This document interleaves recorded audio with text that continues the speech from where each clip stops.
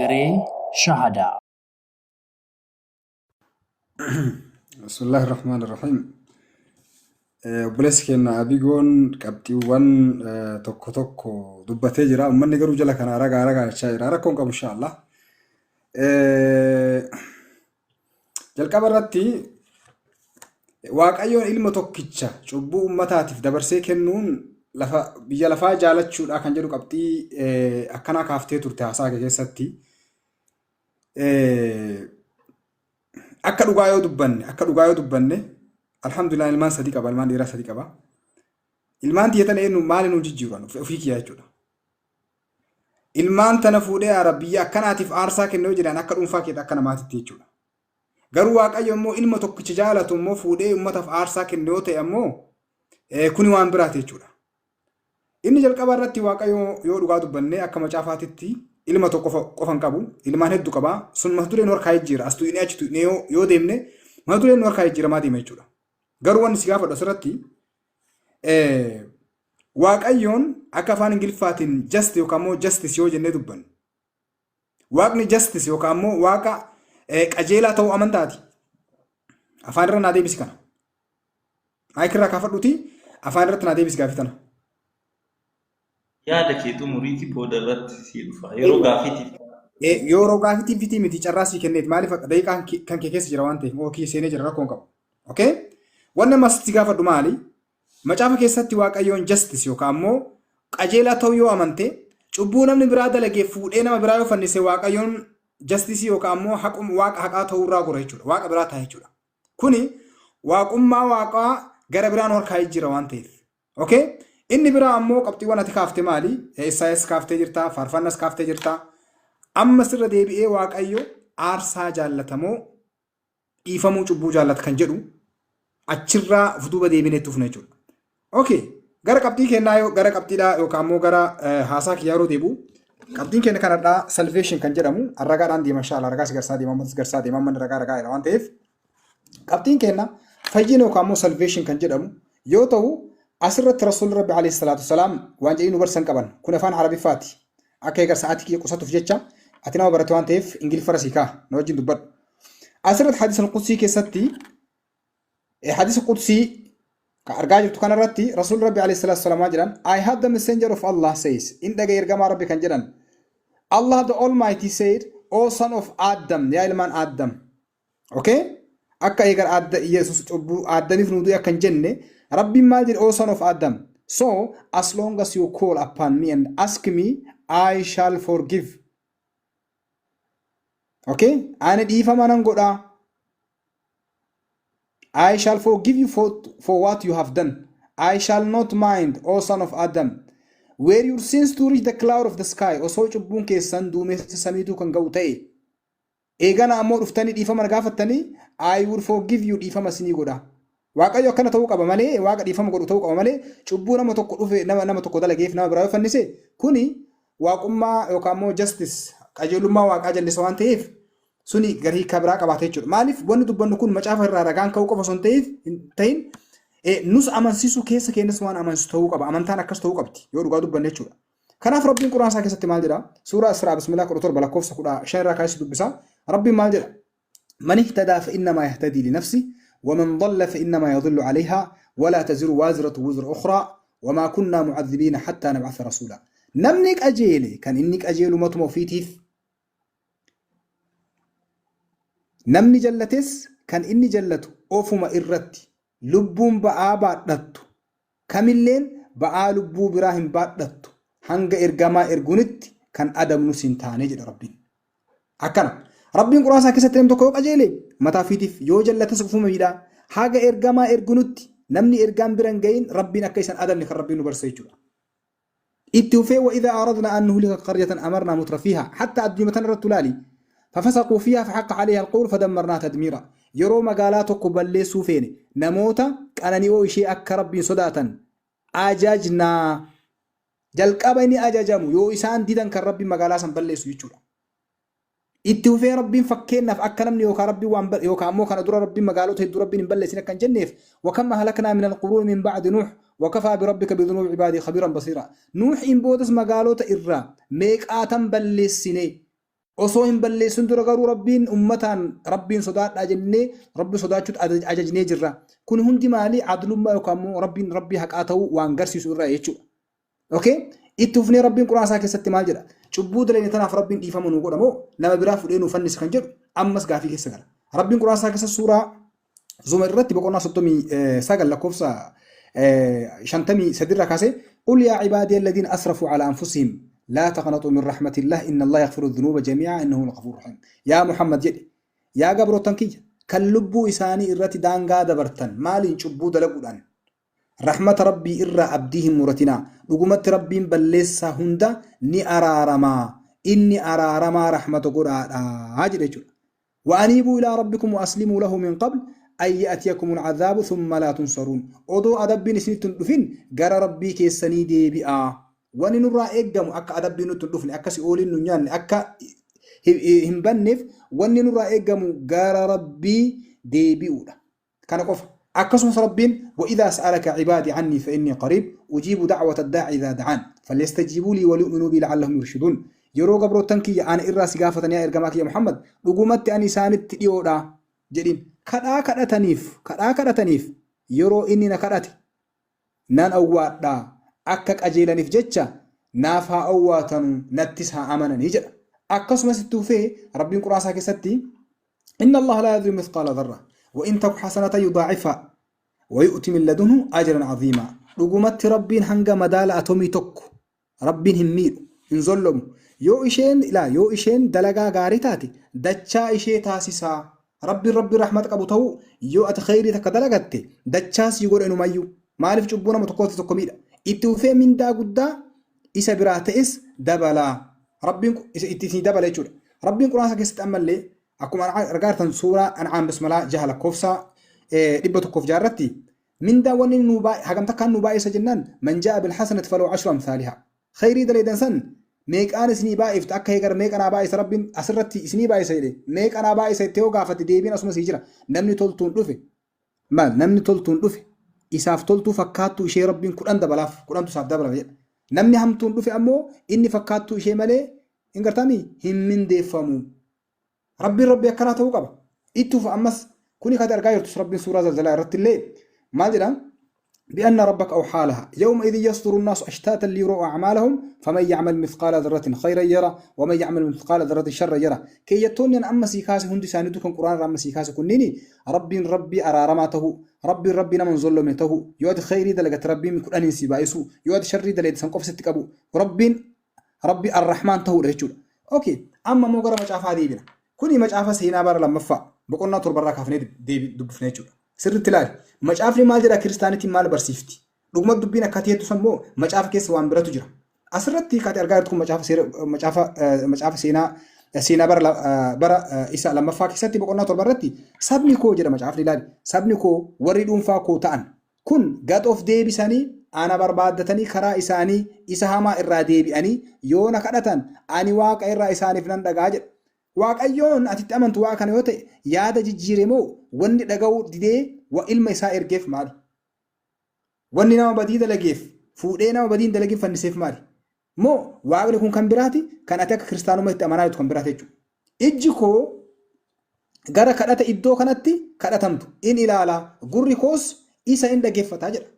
waaqni itti amantu yoo kana ta'e waaqni nusi dubbisaa waaqa kana yoo ta'e kaati fiddee ammoo ilma isaa tokkicha fanniseetti nama cubbuun dalagin fannise kan jettuun waaqa kam isa nutti himta.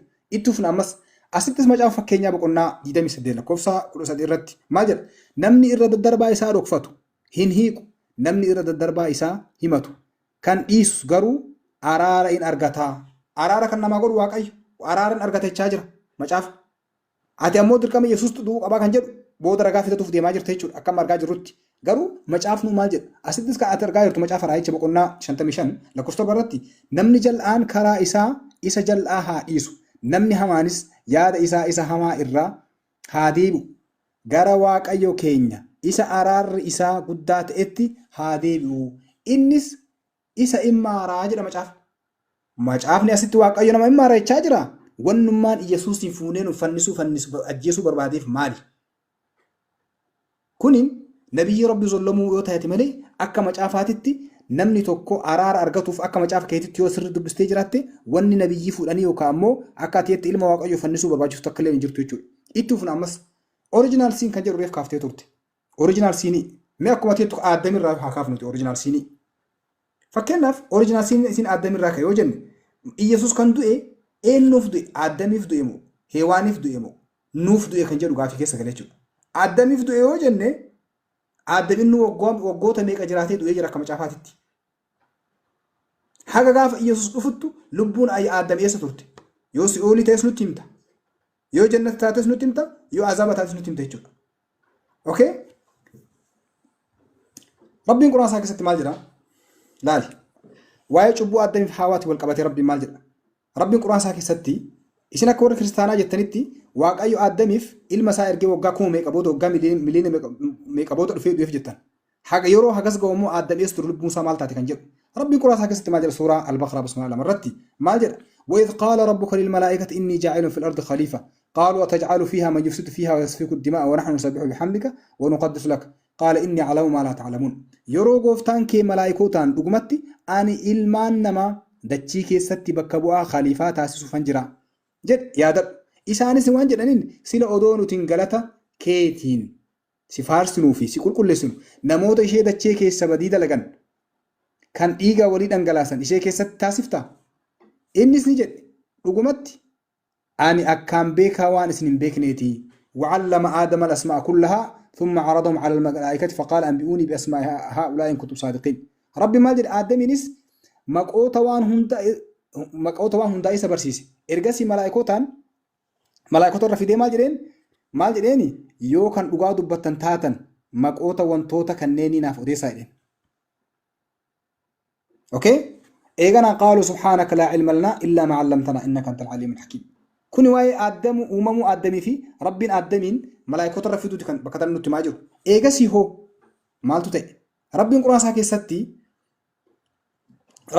ستي مال جدين سورة البقرة لكوف صدومي سديرتي قال يا آدم أنبئهم بأسمائهم فلما أنبأهم بأسمائهم قال ألم أقول لك إني أعلم غيب السماوات والأرض وأعلم ما تبدون وما كنتم تكتمون جريتف اتفقوا بلا كوسدوم فرتي واذ قلنا للملائكه اسجدوا لادم فسجدوا الا ابليس استكبر وكان من الكافرين لا ادم اندر انو دي ربي دي كان جد شبون ادم ران كانه وني قبطي كان سيكاسف اوريجينال سين اف دي ماجران يرونو تي ملائكوتان ادم في سجود غدا جنس ياد ابليس يوكامو شيطان مالي اسان سجودني ايج ربي فرتن اني ما دي ابليس ما دي اني دي نيبونس كافروت الرايست ادم اندر شبون برا سيني برا تجريجو وقلنا يا آدم اسكن أنت وزوجك الجنة وكلا منها رغدا حيث شئتما ولا تقرب هذه الشجرة فتكون من الظالمين أسرت بكتنا برا تقدر تجريجو ربي ما جل دوب القرآن كستي نوان جنين يا آدم أتي فينيتي منكي جنة كيسا جرادا إشي الرابلو حالتاتين إدو فيتنس نيادا مكتي كانت إموهن دياتنا يوس ميد آرا وطوتا ما جنين حجتوتا الراتاتو اوكي لكوف صدمي تربه رتوبا ما جنان فتلقى آدم من ربي كلمات ما لكوف صدمي جارت ما جنان شيطاني إشي جنة إرّا إسان موچوچاچيسي مكتيسا نياچيسي چوبا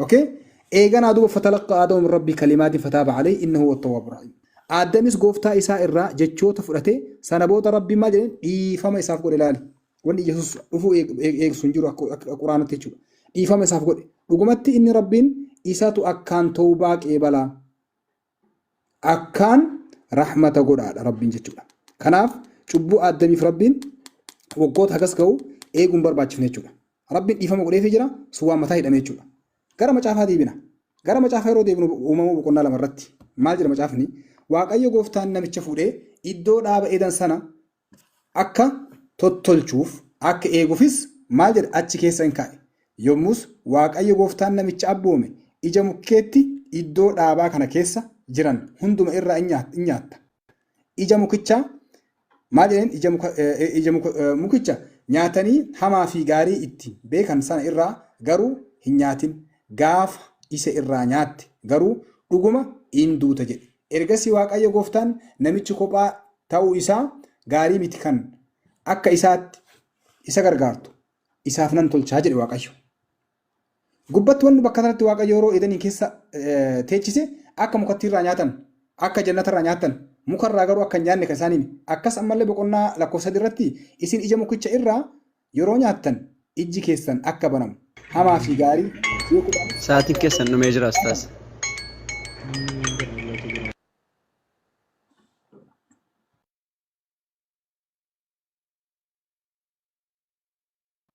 Daqiiqaa takka silaa daawwate baree ture kana qofa silaa tumure. Yoo abii goon ayyame. Dabaleef yaadaa fixatu. Okay, isaas daqiiqaa takka daawwata. Daqiiqaan qabiniiti dabaleef yaada jalqabee atumu. Okay. Asirratti wanni bakka kanatti baradhu maali? Waaqayyo Addamii mukattii nyaatin jedheen garuu mukattii Addam nyaatee jira yookaan Addamii Heewaa nyaatanii jiran. Gaafa isaan nyaatan kana Waaqayyoon akka reef kitaaba keessatti dubbanne ani araaramaadhaan dhiifama cubbuu dhiisaa dheedhee osoo jiru akkamitti Addamiidhaaf Waaqayyoon dhiisuu dhabee waggaa hagana ga'u Waaqayyo eessa ture kan jedhu. Kanaaf sanitti dhufna eegana ammoo Yesuus fannifamee hin fannifamne akkasuma ammoo waa'ee sacrifice yookaan ammoo lamb of God kan jedhame akka macaafaatti Yesuus hoolaa Waaqayyoo jedhamee jira. Yesuus fannifamuun dhugaadha moo dhugaa miti kan jedhu mata duree kenna waan ta'eef waa'ee fannifamuu irratti inni itti fufuu danda'a jechuudha.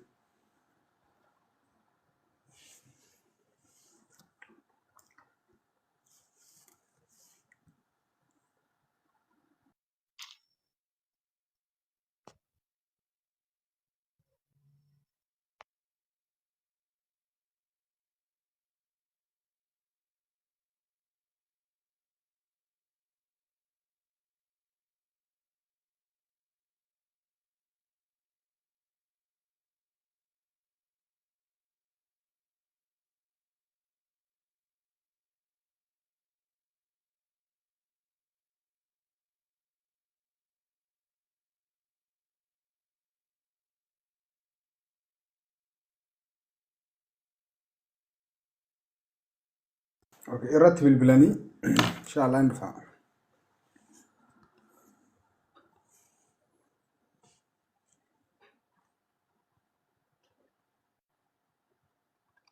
Namoonni biraan ergatina maal namni gara koo ergatu akkamitti soo galchina?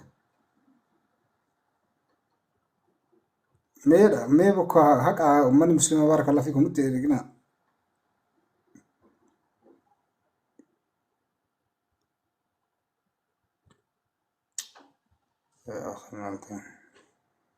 Abdii manni maal ta'e soo? Maal ta'e Ustaas? Okay, irra bilbilanii.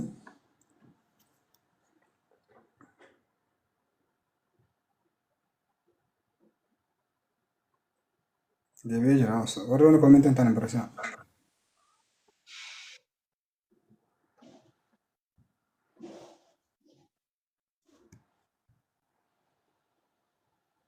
Sorry, yonnaan na baaseeti. Irra bilbilaan argaa jirra. Okay, tuufi. Tole. Daqiiqaa qabdee abdii. Tole. Yaada lama qara kaaftee turtee wayii diqqoo kilaarifaa godhee bira darba. Akkuma mata duree keenyattu cubbuu dhala namaatiin wal qabate haasa'aa jirra. Anillee waa'ee dhala namaa irraa jalqabe malee origin of sin yookiin ammoo hundee cubbuu waan jedhu hin dubbanne. Hundee cubbuutii yoo dubbanna ta'e duubatti nu deebisa sababii ta'eef waa'ee dhala namaa irraa ka'e sanirratti illee yaadni garaagaraa sababii jiruuf isa amma tuquun barbaanne saniif kanaan cufee darbaara. Origin of sin keessatti qaama gahee qabutu jira akkamitti ta'e ka jedhu ibsa bal'aa waan barbaachisu amma hin dubbadhu anuunti dubbataa jiru cubbuu dhala namaatiin wal qabatee waan jiru irratti Addaamii fi Heewwaan seera Waaqayyoo sababii daddarbaniif mukattii hin nyaatinaa jedhamanirraa sababii nyaataniif kun ammoo seera Waaqayyoo darbu waan ta'eef akka cubbuu itti ta'in argina waa'ee san dubbataa jira. Lammaffaa ragaa wal qabatee an heertuu dubbadhaa jira barreeffadhaa jedhee dubbadhee jira. Namni barreeffatu yoo jiraate barreeffachuu hin danda'a. Namni seenaa dubbifachuu danda'u yoo jiraate seenaa dubbifachuu hin danda'a. An sa'aatii kiyya fayyadamuuf heertuu takka takka waan dubbataa jiru dubbadhaa ture. Riikardiin ammoo abdii bira waan jiruuf isarraa booda fudhachuu hin dandeettan namni dhageeffachuu barbaaddan. So san tol erga kana jedheen booda akka bu'uura kiristaanaatitti yookiin kitaabni qulqulluun bu'uura kiristaanummaa waan ta'e keessaa tokko wanti dubbatu maalidha? Fayyinaan wal qabatee jechuudha. Roomee boqonnaa 10:9 irratti Yesuus gooftaa akka ta'e afaan keetiin yoo beeksifte, Waaqayyo du'aa akka isa kaase immoo garaa keetti yoo amante fayyina bara baraa argattaa jedhee dubbata. Lammaffaa tokkoffaa Tasaloniqee boqonnaa 4:14 illee dhaqnee gaafa ilaallu Yesuus du'ee du'aa akka ka'e ergaa amannee akkasuma immoo Waaqayyo warra obbaafatan karaa Yesuus Kiristoos isuma wajjin deebisee akka fidu hin amannaa jedhee dubbatu hin argina. So wanti amannu Yesuus du'ee du'aa ka'uu isaati jechuudha akka kiristaanummaatitti. Phexros tokkoffaa boqonnaa 2:24 irratti illee nuyi cubbuu jalaa duunee qajeellinnaaf akka jiraannuuf inni ofii isaatii cubbuu keenya dhagna isaatti baatee fannotti ol ba'ee madaa'uu isaatiin isin hin fayyifamtanii jedha. Inni cubbuu keenya dhagna isaatti baatee fannotti ol ba'ee jedha. Ibroota boqonnaa 9:28 illee gaafa laallu akkasuma Kiristoos inni cubbuu namoota baay'ee baadhachuudhaaf al tokko aarsaa ta'ee dhiyeeffame. Si'a lammaffaa immoo waa'ee cubbuutiif otoo hin ta'in warra dhimmanii dhufa isaa eeggatan fayyisuudhaaf mul'achuuf jira jedha. Amma pointiin as biratti arginu gooftaan keenya Yesuus Kiristoos yeroo jalqaba dhufe sana du'u isaa du'ee ammoo du'a mo'ee akka ka'e abbaan isaa du'aa isaa akka isa kaase in arginaa jechuudha. Kanaan wal qabatee jalqaba qabxiin jala sararamee beekamuu qabu dhuguma Yesuus Kiristoos du'eera. Du'a hoo du'a akkamii du'e ka jedhu beekuu qabna jechuudha. Kitaabni keenya qulqulluu wangeela arfanuu keessatti waa'ee du'uu isaa ifa godhee dubbata. Maatiyus boqonnaa 27 lakkoofsa 31-53 dubbisuu hin dandeenya. Maarqos boqonnaa 10 lakkoofsa 20-38, Luqaas boqonnaa 23-26-46, Yohaannis boqonnaa 19 lakkoofsa 16-30 kanneen hunda keessatti wangeela arfanuu keessatti waa'ee fannifamuu fi du'uu gooftaa keenya Yesuus Kiristoosii hennaa dubbatu hin arginaa jechuudha. Tole, hennaa du'u kana hoo maaliif du'e? Eenyuuf du'e? Ka jedhu gaafii ka ta'u. Kanaan wal qabatee qara Arabii waa kaaftee turte. Maal kaaftee? Akkamitti cubbuu namaatiif namni du'aa waan jedhu dubbatte. Eeyyee kitaabni keenya qulqulluun cubbuu namaatiif namni akka hin duune hin dubbata. Takka. Lammaffaa, qajeellummaan nama tokkoo nama biraatiif akka hin lakkaa'amne illee hin dubbata. Hisqeel boqonnaa 18 lakkoofsa 20. Hisqeel boqonnaa 18 lakkoofsa 20. Lubbuun isa cubbuu hojjetu haa du'u. Ilmi yakka abbaa hin baatinii, abbaanis yakka ilmaa hin baatinii. Qajeellinni nama qajeelaa isumaaf haa lakkaa'amu, jallinni nama jallaa isuma irraa haa barbaadamuu jedha. Hisqeel boqonnaa 14 lakkoofsa 20 irratti illee ani jiraataadhaa jedha. Nohii fi Daani'eel Iyyoobis biyyicha keessa yoo jiraatan iyyuu jedha. Isaan qajeellummaa ofii isaaniitti ofuma duwwaadhaa oolu malee ilma isaanii yookiis intaloota isaanii oolchuu hin danda'anii jedhee akkas jedha Waaqayyo gooftaan jedhee innaa dubbatu hin arginaa jechuudha. Abbaan cubbuu ilma isaatiif ittiin gaafatamu, ilmillee cubbuu abbaa isaatiif ittiin gaafatamu, qajeellummaan abbaallee ilmaaf hin lakkaa'amu, qajeellummaan ilmaallee abbaaf hin lakkaa'amu. Tole, yoo akkas ta'e Yesuus Kiristoos akkamitti dhala namaatiif du'e jechuu dandeenya? This is critical point. Akkamitti Yesuus Kiristoos dhala namaatiif du'uu danda'e?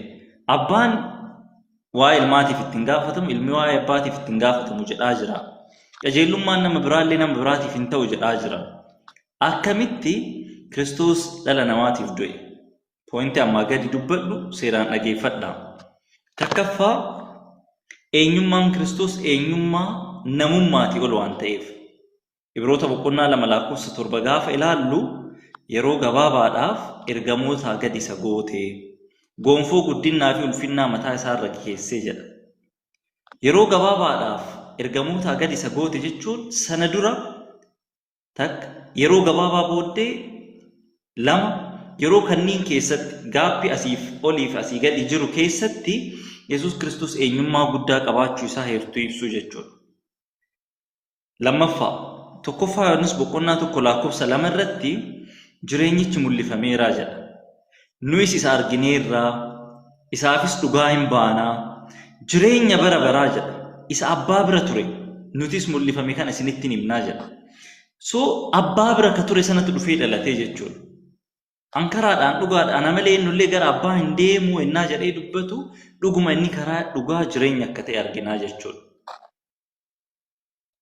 Eenyummaa namaa olii qaba. Lammaffaa Yesuus Kiristoos dhuguma ilma Waaqayyoo waan ta'eef. Dhuguma ilma Waaqayyooti gaaf jennu eenyummaa akka abbaa isaa waan qabuuf. Eenyummaa akka abbaa isaa waan qabuuf ammoo aarsaa lubbuu fi kaffalee dhala namaa cubbuu jalaa bilisa baasuu qabaa jechuudha. Ibroota boqonnaa 1:1-2 irratti uumamuu biyya lafaatii jalqabee abbaa wajjin waan hundumaa keessatti kan hirmaataa tures akka ta'e argina. Lammaffaa Maarqos boqonnaa 12:6 gaaf dubbifnu Maarqos boqonnaa 12:1-13 isin dubbifadhaa. Achi keessatti Yesuus Kiristoos waa dubbatee ture. Seenaawwatu achi keessa jira. Abbaan lafa qonnaa wayii qabaa isa sana irraa sanyii akka galchaniif namoota garasin ergaa ka jalqabaallee an ajjeesan, ka lammaffaallee ajjeesan, ka sadaffaallee ajjeesan. Gaaf kaan isa dhumaa ilma tokko qabaa jedha. Ilma kana hin mararfatu jedhee ilma sanillee garas ergee jedha. Isallee hin mararfanne ajjeesanii kana kan dhaaluu danda'u jedhanii ajjeesanii jedhee Yesuus waa'ee ofiitiif ennaa dubbatuun arginaa jechuudha. Dhuguma akka jedhame sana ilma isaa tokkicha sanaaf osoo hin mararfatin isa ajjeesan. Waaqayyo ilmaan baay'ee qaba eeyyee. Kiristoos garuu ilmaan baay'ee san waliin ilma jedhamee kan lakkaa'amu miti. Kiristoos ilma Waaqayyoo isa tokkichaa eenyummaa Waaqayyoo kan akka isaa san kan qabu akka ta'een arginaa jechuudha. Sanii wal qabateeti Roomee boqonnaa 6:9-10 illee gaafa ilaallu Kiristoos warra du'an keessaa erga kaafame jedha. Deebi'ee akka hin duune, duunis si'achi irratti gooftummaa akka hin qabaanne hin beeknaa. Du'a al tokko waa'ee cubbuutiif du'e jireenya isaa ammoo Waaqayyoof hin jiraate ennaa dubbatu hin argina. So si'a tokko ennaa dhufee du'u sana cubbuu ilmaan namootaatiif du'ee jedhee dubbata. Kun ragaa kitaaba qulqulluuti. Kiristoos dhuguma du'ee jira. Yoo du'u kan ammoo cubbuu ilmaan namootaatiif du'e eenyummaa namummaa ol ta'e waan qabuuf aarsaa dhala namaatiif kan kaffaluu danda'u isa qofa waan ta'eef yeroon isaa yeroo gahetti waaqarraa dhufee aarsaa kaffaluu qabu kaffalee warroota bara baraaf cubbuu jala turan gara bilisummaa bara baratti gara jireenya bara baratti ceesise. Kiristoos ilma Waaqayyoo akka ta'e cubbuu namaatiif akka du'e nama amanu qubatu fayyina bara baraa argata.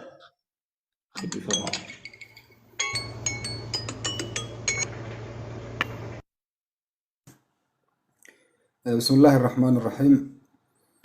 Bules keenya qabxiilee hedduu kaasee jira. Qabxiileen inni kaasee tokko deebiif maadeeffate waan ta'eef irratti hin deebi'u. Waa'ee cubbuun dhaalamuu dhabuu yookaan ammoo cubbuu tokkootiif tokko ta'uu dhabuu ofuma isaatii deebise. Yesuus ammoo nama ta'uu wangeela Yohaannis boqonnaa 8:40-46 irratti illee gaarii waan dubbateef eenyummaan isaa nama malee waaqaa miti. Okay? Kana waan ta'eef eega gaarummaan nama gaariileen gaarummaarra barbaadamu. Kan ammoo gaarummaan nama gaariidhaaf nama sadiif lakkaa'amu taate cubbuun nama ammoo nama cubbuu qabu irratti akka Hisqeel irratti boqonnaa 18:19 irratti barreessan ta'e wanni guddaa keessa deemuuf hin jiru karaan irraa gabaabsiteerta. Itti aansuudhaan garuu wanni bakka tanatti marri beekuu qabu. Akka macaafaatitti nabiyyoota hedduutu ajjeefame, ergamtoota hedduutu ajjeefame. Osoo kan ajjeefame akka isaan jedhan mee ajjeefame yoo jennu akka isaan jedhan fakkeenyaaf akka macaafa kiristaanaatitti akka macaafa kiristaanaa jedhutti fakkeenyaaf osoo kan ajjeefame Yesuus qofa ta'e xiqqoo shakkii nama keessatti uuma. Okay? Yoo inni qoftu dhufe. Garuu nabiyyoota meeqatu ajjeefame, ergamtoota meeqatu ajjeefame akka macaafaatitti. Isaanuu eenyuuf jecha ajjeefaman. Kiristoosoo ajjeefame kan jedhame akka macaafaatitti warri isa ajjeesee warra akkamiiti warra ajjeesee jedhan. Warri ammoo isa ajjeesuu barbaadan eenyu? Waaqayyootu lubatti kennee lubni aarsaa akka macaafaatitti Aarsaa isa godhe moo durriyyeetu olii gad ari'ee ajjeese kan jedhu. Maaliif jennaaniin akka macaafaatitti seerri Musee hin ganamne yookaan immoo hin gatamne hin shaaramne. Akka yoo aarsaa yoo luba inni aarsaa ta'e kan jennu taate yookaan immoo aarsaa ta'ee qalame kan jennu taate lubatti kennamuu qaba. Lubatti isa aarsaa godhuu qaba. Garuu lubni isa qaleen jiru. Barattoonni isaa gaafa inni qabu biraa baqatan kan ammoo ragaadhaan uummanni ragaa barbaadu waan ta'eef takka takkaan tuufne jechuudha. Jalqaba irratti Rabbiin Quraan isaa keessatti maal jedha? Rabbiin Quraan isaa keessatti maal jedha? Rabbiin suuraa Imraan Bismillah 3 aayaa 21 irraa kaasee إن الذين يكفرون بآيات الله ويقتلون النبيين بغير حق ويقولون الذين يأمرون بالقسط من الناس فبشرهم ويقتلون الذين يأمرون بالقسط من الناس فبشرهم بعذاب أليم. رغمت إسان كي يتوت ربي كفران وروني وربي أمانو ديدن كافر توت يجور كران على نبيوت أجيساني في نموت الراس ورحك أتي أجانس أجيسانو أدب بلا لسة سانف جرا كان أجيفهم في بربادة من يسوق وصونتيني نبيوت هدوت أجيفهم يكو قرآنات تكرب ربي قرآن كسنو تموتي أوكي ربي قرآن ساكي ستعمل لي والروسن أولئك حبطت أعمالهم في الدنيا والآخرة وما لهم إساء ورّا دقام سقلين إساء ورّا دلقالين إساني الدنيا في آخرة اللي جلا بدي نمني نبي ربي أجيسو أكسوس نم نبي ربنا أجيفهم جلسون ورّا كسي ورّا وان كان ديقران ورّا دلقان إساني الدنيا في آخرة اللي جلا بدي دي ربي كي يتوت براكي ست اللي سورة عمران بسم الله سدي آية إبقاف كل مرة اللي أكسوس ربي قرآن سورة البقرة بسم الله آية جاتي بتقرت اللي كم أرجعيرتن أكسوس بكيد ربنا مللي سورة البقرة بسم الله آية سقلتي بتوك أكسوس قرآن كيس سورة مائدة بسم الله شن آية تربعة مرة اللي كي يتوني أسرت أرجعنا كونن دنو وروني كنا درا نبيوت ربي أرجمت ربي هدو يحيى دبلتي زكريا نبيوت هدو كجيسات تران غيري أمور ربي نسولب بنجرن جلافود كن ربي سامي فود هدو ده يجور كنهم دوان نجارسي سومالي أوسو كان أجيفهم في بربادة مية كسان جران يسوع ينقفته تكو أكرم كريستانا تكتو شكينا كنما كيستوم غرو كان أجيف من هدو يو يسوع أجيف من وين أجيف من شبور أفتي نبيوت كانين كان إرجع واق أيو يروسان أجيف من واق أيو كان جرا كانوا إنه في تجلسي إتفقنا مس غير ما شافه ديمنا ما شافه كيست كان سرقة تنقو وانجيل ماتيوس بقولنا ديم سدرت يسوع أفان ساتي وان دبتك مالدر يسوع أما إمو يا يروسالم ishee raajota ajjeeftu warra sitti ergamanis dhagaadhaan rukuttu indaaqoon cuucota ishee qoochoo ishee jalatti akkuma walitti qabattutti si'a meeqa ijoollee kee walitti qabuu barbaade atii fi ijoolleen kee garuu hin barbaanne ilaa manni keessan onee inafaa nabiyyoota akkasaan ajjeesaa turan Iyyasuus hin qofaa miti akkasaan jedhanitti kunoo nabiyyoota iddoo akka ajjeesaa turan Iyyasuus dubbate jechuudha maaliif nabiyyi lakkoofsa hin qabne jechuudha. Akka fakkeenyatti yoo ilaalle kun fakkeenya seera mootummaa boqonnaa 18 irratti Ahaab immoo itti gaafatamaa mana mootummaa isaati Obaadiyaan waamsise. Obaadiyaan kun nama garaa isaa guutumatti Waaqayyoof kenne ture. Isaabeel yeroo raajota Waaqayyoo ajjeesaa turetti ajjeesaa ture raajota Waaqayyoo ajjeesaa turetti Obaadiyaan immoo raajota 100 jalaa fuudhee 50 holqa dhagaa keessa isaan dhokse. Achitti buddeena fi bishaan in kennisiisaaf ture. Nabiyyoota hedduu ajjeesaa turan ergamtoota hedduu ajjeesaa turan akka macaafaatitti nabiyyoonni kun eenyuuf cubbuu eenyutu jecha ajjeefaman cubbuu eenyu baadhatan akkasuma macaafa keessatti kun seera mootota boqonnaa 19 irratti illee haaluma wal fakkaataadhaan akkasuma macaafa keessatti kan argaatan Nahamiyaa boqonnaa 26 irratti illee booddee garuu isaan si didanii ka'an malee hin abboomamne seera kees of duubatti ingatan raajota kee warra gara keetti isaan deebisuuf jedhanii dhugaa isaanitti ba'an in ajjeesanii raajota ajjeesan warri raajota ajjeesu malee warra haqa hin barbaanne jechuudha gabaabatti. Kana gochuun isaanis arrabsoo guddaa hammamii ture arrabsoodha nabiyyi rabbi ajjeesuun arrabsoodha akka macaafa keetitti. Okay kun waan faarfamuu miti itti fuudhan ammas kun kan argaa jirtu Luqaas boqonnaa 11 irratti dhiiga Abeelii jalqabee hamma dhiiga Zakariyaas isa iddoo aarsaa fi balbala mana qulqullummaa gidduutti harka namatti du'etti dhugumaan isinii himaa dhiigni isaanii dhaloota kana irra hin barbaadamaa jedhee dubbate jechuudha. Abeel irraa kaaseetti nabiyyoonni kan ajjeefamaa ture jechuudha. Haaluma wal fakkaataan nabiyyoota garii kan osoo ajjeefamii Waaqayyo lubbuudhaan fudhatee jira. Okay? Suni maal jenna fakkeenyaaf jalqaba irratti Rabbiin Quraan isaa keessatti yeroo dubbatu Rabbiin Quraan keessatti nutti himame. Isaa qofa osoo hin ta'in nabiyyi biraallee kan Rabbiin gara isaa fudhatee jira. Akka fakkeenyaatti yoo ilaalle suuraa Maryam boqonnaa 19 irratti maal jedha wadhkur fil kitaabi Idriis innahu kaana siddiqan nabiyya warafa'naahu makaanan aliyyaa jedhee dubbate jechuudha Rabbiin. Idriis jechuun Heenok. Okay? Heenok ta'uu Rabbiin Quraan isaa keessatti yeroo dubbatu Rabbi maal jedha kitaaba keessatti Idriisinis Heenookinis dubbadhu. Dhugumatti inni dhugaa dubbata nabiyyii ture. Iddoo ol aanattis isa fuunee jirraa jedha Rabbiin. Idriisiin, Iliyaasiinis akkasumas Rabbi fuudhee jira jechuudha. Gara macaafa keetitti yoo deemnu taate kana macaafa keessa ragaa argachuu dandeetta waan ta'eef wal nu falmisiisu kun. Maaliif kan osoo ajjeefameen fuudhames jira. Kan ajjeefaman jiru. Nabiyyiin tokko gara samii fuudhameef lakki jiruu abad jiraate jechuu miti. Akka ati jettu fakkeenyaaf yookaan du'ee gara samii fuudhameen akka ati jettu yoo ta'u taate eega cubbuu namaatiif du'ee booda waaqayyo fudhatee yoo taate kuni guutumatti akka macaafaatitti jechuudha. Waan barsiisa macaafaa faalleessu. Maaliif asitti fakkeenyaaf waaqayyo Ibroota irratti boqonnaa 11 irratti Heenook du'a ijaan iyyuu akka hin agarretti. Okay, Yesuus meenumaa du'e jettee amantaati. Okay? Amma laal Heenook du'a ijaan iyyuu akka hin agarretti amantiidhaan ol fuudhame waaqayyo isa waan fudhateefis hin argamne. Ol fuudhamuu isaa dura immoo waaqayyoon gammachiisuun isaa dhugaa ba'ameeraafi. Ammas itti fufnee kitaaba keessatti yoo ilaallu taate kunis seera Isaayaas 2 utuu isaan waliin wajjin haasa'aa jiranuu boqonnaa 2:1 irratti jiranii konkolaataan ibiddaa fardeen ibiddaa wajjin dhufanii isaan lamaan gargar isaan baase. Yommus Eeliyaasis qilleensa jabaadhaan gara waaqayyootti ol sokkee. Iyesuus waaqayyoon bira kan jiru Iyesuus hin qofaa miti. Eeliyaasis waaqayyoon bira ol sokkee jira. Macaafni amma deebisee dubbatu baatus Eeliyaasis jira waaqayyoon bira jira jechuudha. Itti fufna ammas waa'ee fannifamuu Iyesuus fannifamuu. Rabbiin Qur'aan isaa keessatti nabiyyoota hedduu kan du'an eegalutti himuu booda Rabbiin Qur'aan isaa keessatti waa'ee ajjeefamuu Iyesuus Rabbiin guutumaan guututti morme. Maaliif? Sirriitti ilaali. Akkuma Idriisiin fa'aa Eeliyaasin fa'aa Rabbiin fuudhetti Nabiyyillaah Iisaa illee Rabbiin ol fuudhee jira. Rabbiin Qur'aan isaa keessatti kun suuraa Al-Baqraa suuraa Nisaa'ii bismillah 4 lakkoofsa 156 irraa kaasee maal jedha?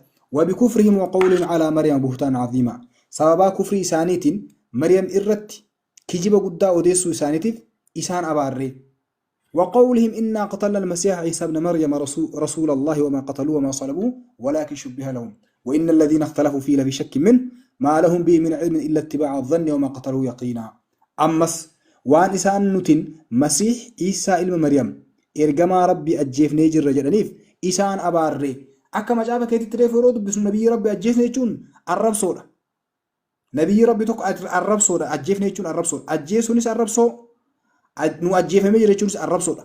Rabbiin Qur'aan isaa keessatti anumaayyuu abaarsaa jedha. Akkas jechuun nu abaarsa. Akka macaafa keetittis akka Qur'aanaattis jechuudha. Rabbiin barrafa'u Allahu ilayhi wa kana Allahu azizan hakiima. Dhugumatti Rabbiin gara isatti ol isa fuudhe. Rabbiin injifataa ogeessa ta'eera. Akkasumas Rabbiin Qur'aan isaa keessatti Isaa Rabbiin ballama seeneef. Rabbiin kadhatee waan tureef Rabbiin ballama seeneef. Rabbiin Qur'aan isaa keessatti إذ قال الله يا عيسى إني متوفيك ورافعك إلي ومطهرك من الذين كفروا وجاعل الذين اتبعوك فوق الذين كفروا إلى يوم القيامة ثم إلي مرجعكم فأحكم بينكم فيما كنتم فيه تختلفون يرو ربين جلس يا عيسى أني سرفي سادا غركيتس أول سفرات أوكي أكا ربي النبي الله عيسى اللي الفرات ربي نتميجو حالا كان أمال غرا مجافة يرو دي بني kuni katar gaayirtu macaafa farfannaa boqonnaa 91 irratti kan gara samiidhaa fuudhame kun eenyu kan jedhu Iyesuus osoo ajjeefamin fuudhame kan jedhu itti dhufe jechuudha. Akka macaafattis Iyesuus osoo ajjeefamin gara waaqayyoo gara samiidhaa fuudhame kan argaa akka takkaan laata. Garee Shahadaa marsaalee hawaasaa Garee Shahadaa tiiktookii, yuutuubii fi gama weebsaayitiin nu hordofaa. Garee Shahadaa.